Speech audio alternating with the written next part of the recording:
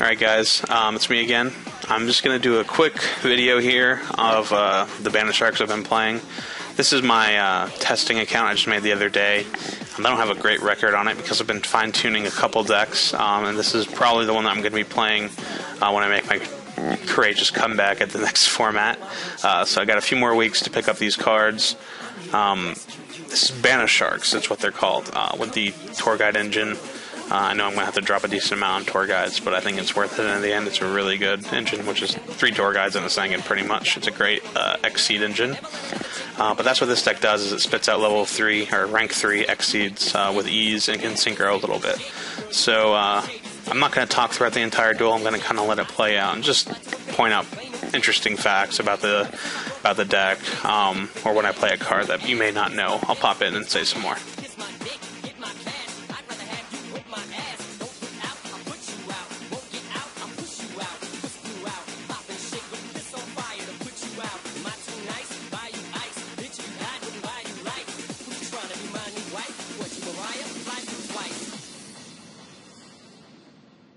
You don't believe and won't belong.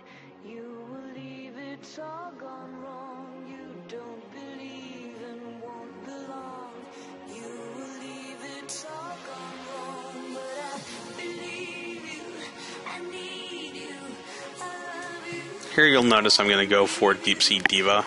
And Diva is a great card for this deck because it lets you get out quite a few of the Sea Serpents, or any of the Sea Serpents in the deck, because none of them are higher level 3. But Diva's going to give me access to Lost Blue Breaker, which essentially I can tribute them if there's another Sea Serpent, Fish, or Aqua on the field. And pop one spell card on their side of the field. So I know I'm going to be able to pop, if I want to, 3 spell or trap cards on the next turn via Deepsea Diva, Lost Blue Breaker, and the Surface card. But that's not really how it plays out. You'll actually see me shoot off a random MST on his back row. It's because I know I want to hit his field with a Mirror Force, and I know I have an answer to Necro Valley. There it is, actually right there. So I want to make sure he doesn't have a response to my Mirror Force, and so it goes through. Worst comes to worst, it would have been an MST, and I would have lost my Mirror Force. That would have been really bad, but it wasn't. So we can all breathe a little bit easier. And he's now going to go ahead and drop that Necro Valley and try to attack, and I'll go ahead and pop back on when you need to hear me.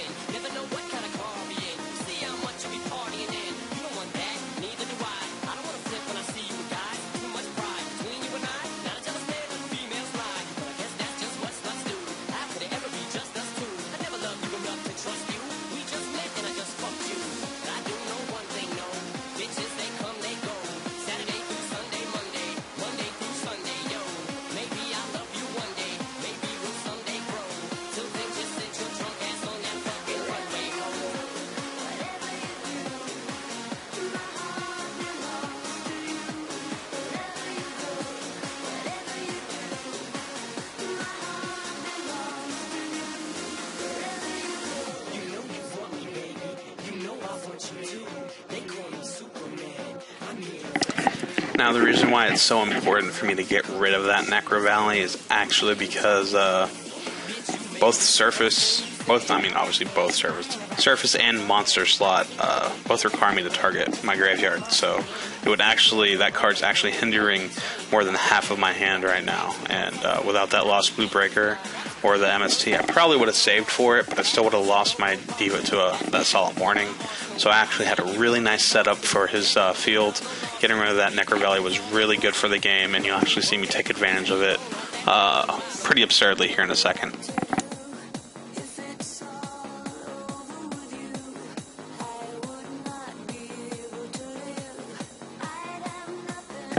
Oh, and right here, I guess he didn't realize that I was destroying his Necro Valley, but he finally gets it.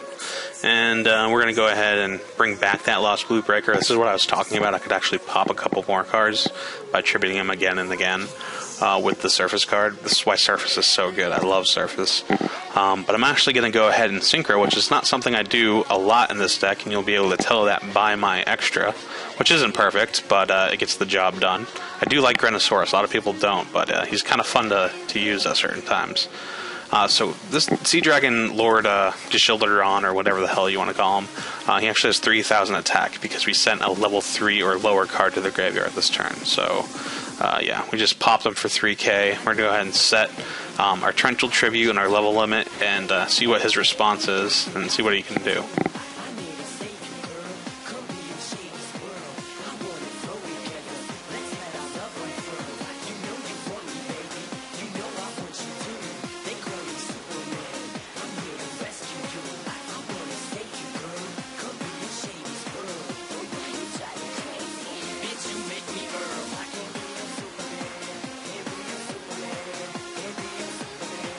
And oh my god, he sets one card.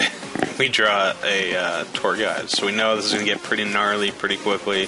Sadly, I can't get Sangan with my Tourguide, but with Tourguide, I'm going to actually grab another. And what Monster Slot's going to allow me to do is I'm going to target that Tourguide and my Lost Glue Breaker in the graveyard, because you pretty much have to have one on the field and one in the graveyard at the same level. Then you're going to remove the one that's in the graveyard and draw a card.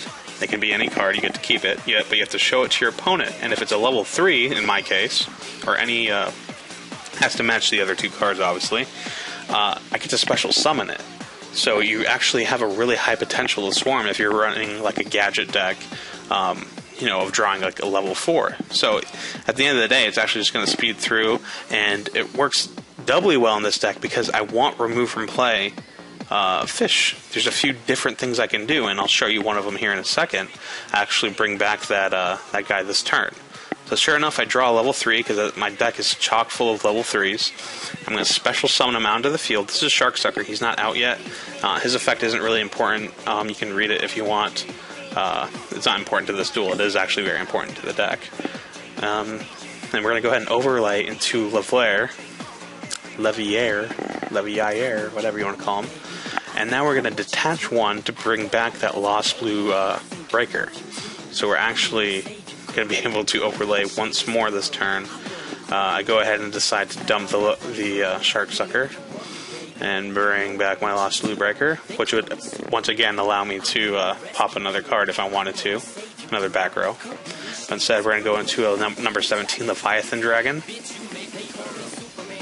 And Leviathan Dragon's pretty beast. I don't see why anyone would ever summon him and not immediately drop one off, one of his attached. But you'll see me go ahead and beat face this turn.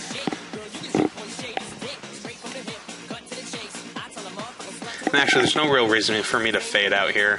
I'll just end on some closing notes. He's not going to have a response for this field, which is great for me. I've been fine-tuning this deck like the last 3 or 4 days, and I really like the Tourguide engine in it. It's pretty much perfect, exactly what you're looking for in the deck. Sadly, Tourguides are still really pricey. I'm going to have to drop a decent amount on them. But the deck itself is really fun. I suggest you guys try it out. I'll put my current deck list in my comment so you can try it out. And until next time, guys, let me know if I can help you out with anything. If you didn't know, I've actually taken about a month-long break from actually playing out in the real world, and I've just been playing on Duel Network, so my triumphant return is soon. I'm going to be playing Banisharks, obviously without the new stuff, but as you can see, they can still rape without it, so have a good one, guys.